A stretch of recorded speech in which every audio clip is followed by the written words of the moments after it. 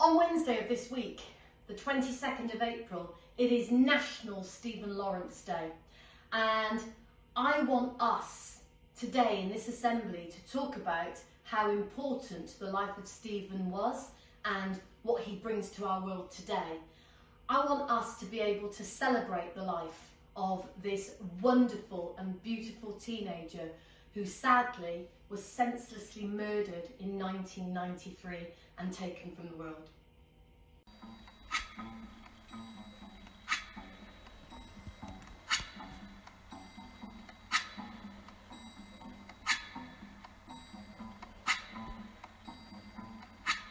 When the night has come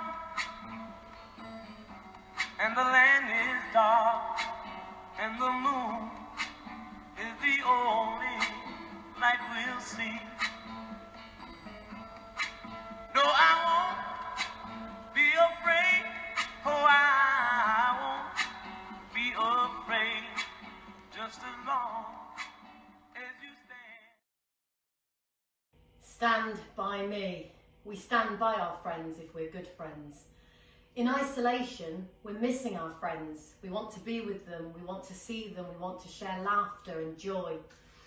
I learnt that Stephen had a very, very good friend, and I read about this lovely person, and his name is Alvin Lawrence. Alvin has many, many memories about Stephen, and I read about these memories that Alvin talks about, and that he remembers that Stephen was a good, a kind person and a really special friend. They were best friends. Alvin and Stephen were best friends for many, many years. Have you got a best friend? A best friend that after isolation you're going to run up to and hug because you really, really miss them. I want us to celebrate the life of Stephen Lawrence and his friendship with his best friend, Alvin. I've been very fortunate to learn a lot about Stephen, and I learnt that through his best friend, Alvin, what I've read about Stephen. I found out that Stephen was an exceptional sportsman. I think there must be many of us out there that are missing our sports and can't wait to get out and do all those sports that we really, really love and that we're really good at. Stephen was fit. He inspired Alvin to run. Stephen trained with the Cambridge Harriers and even at the age of 14 ran the Greenwich Mini Marathon for Great Ormond Street Hospital, raising money for the sick children there. There is something that I read in a book that really stands in my mind, it sticks in my mind, and it's called The Late for School Race. Stephen used to win that race at school every time. It was a race where piles of clothes were put along the track, and as you ran along the track, you had to put the clothes on and still run right to the end. Stephen won it every single time. He got to the end in layers and layers of clothes, hot and sweaty, but still went on to win the 100-metre race.